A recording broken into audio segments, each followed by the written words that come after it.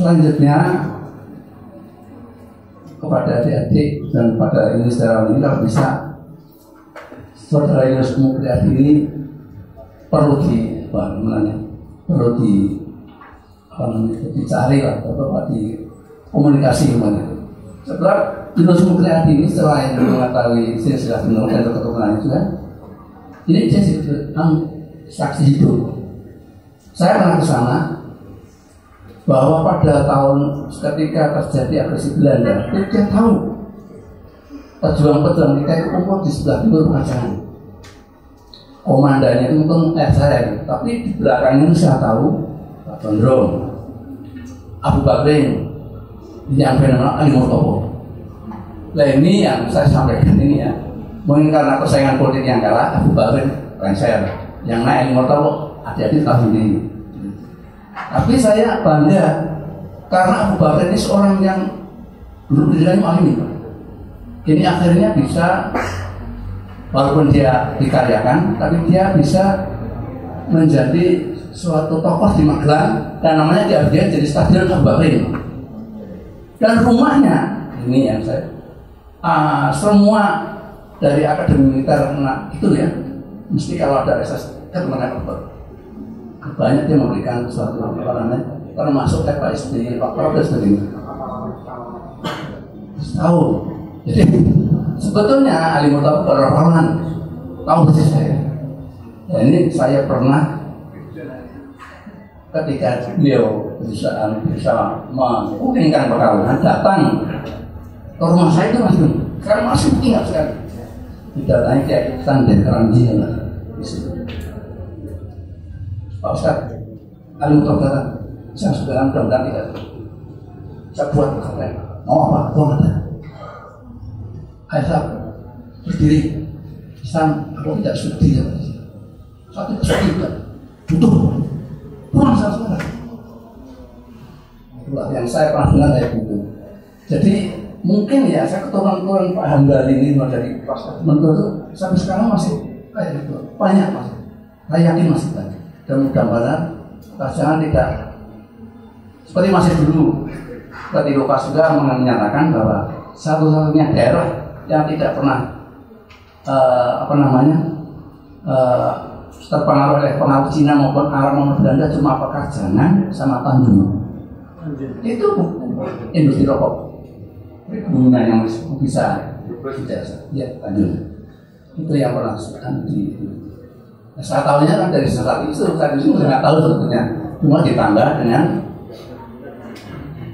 kisah dari orang tua saya dan sebagainya. Kemudian salah satunya lagi yang perlu saya sampaikan, ada yang suaminya kebetulan jadi komandan TKR saat itu namanya Iskandar Idris. Ini sudah dijual menjadi juga di Palu dan beliau sendiri selamat dibebaskan. Dan kalau tidak salah juga akhirnya dia menjadi penasihatnya Bung Karno dan salah satu anaknya juga berprestasi juga, Profesor Tatan Hawari dan Munir Idris yang Munir Idris ini forensik ini yang nggak mau mengubah berita acara penembakan atasan. Walaupun kecil nggak mau ngantik itu kan pokoknya itu Pak. Oh ini. Bisa saja mungkin kalau ada yang kekurangan atau yang mungkin karena saya tidak bisa bicara, mohon maaf saya. Dan kalau bisa ya saya baru sudah tua ini ingin belajar di Masinau, Sogan dan barangkali bisa menambah informasi ya.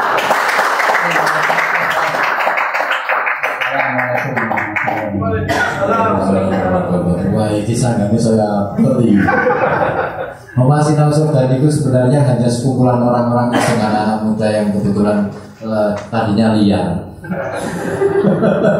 AOP ini terus kemudian akhirnya yuk belum sih tahu. Ya nanti saya ini masih liar.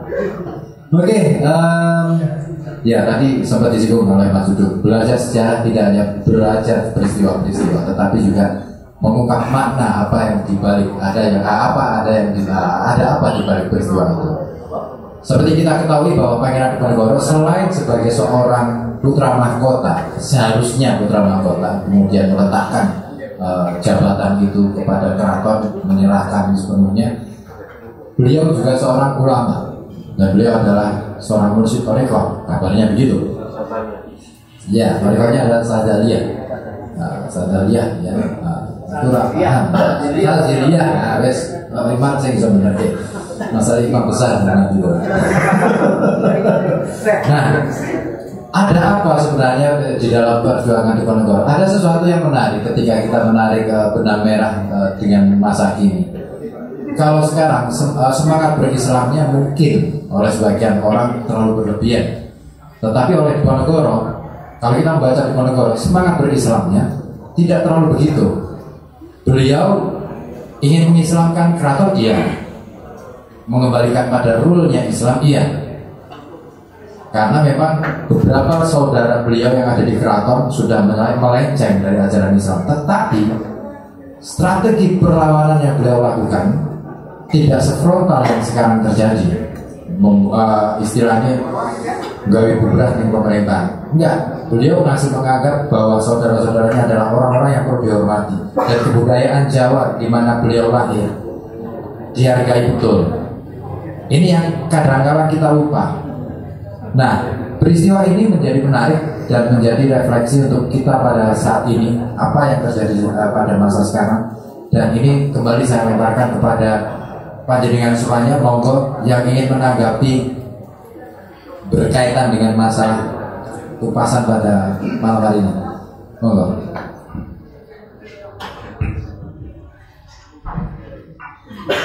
Assalamualaikum warahmatullahi wabarakatuh. Saya Fufu dari Jakarta. Kebetulan tadi buka-buka FB, saya kenal sama Mas Edward. Mas Dudu juga beberapa yang dari sini saya kenal, tapi cuma lewat Facebook. Saya lihat kok ini menarik gitu ya.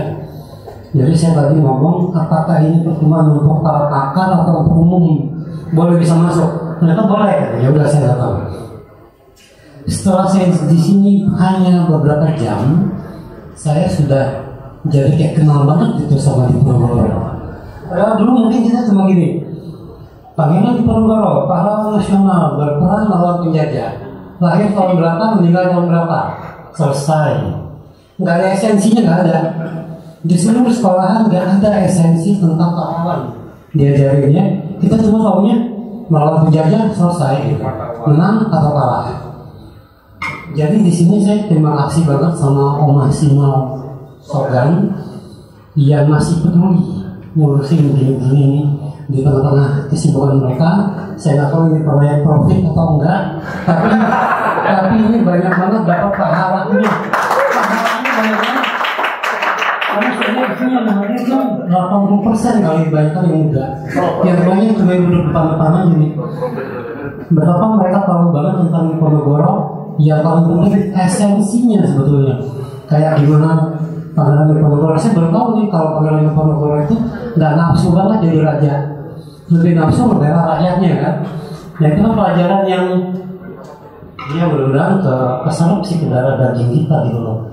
Jadi nggak cuma ngedengerin mangut-mangut pulangnya Instagraman lagi, biasa-biasa lagi kehidupannya sekarang ya, benar-benar musiknya juga udah berubah lagi, balik ke kehidupan nyata.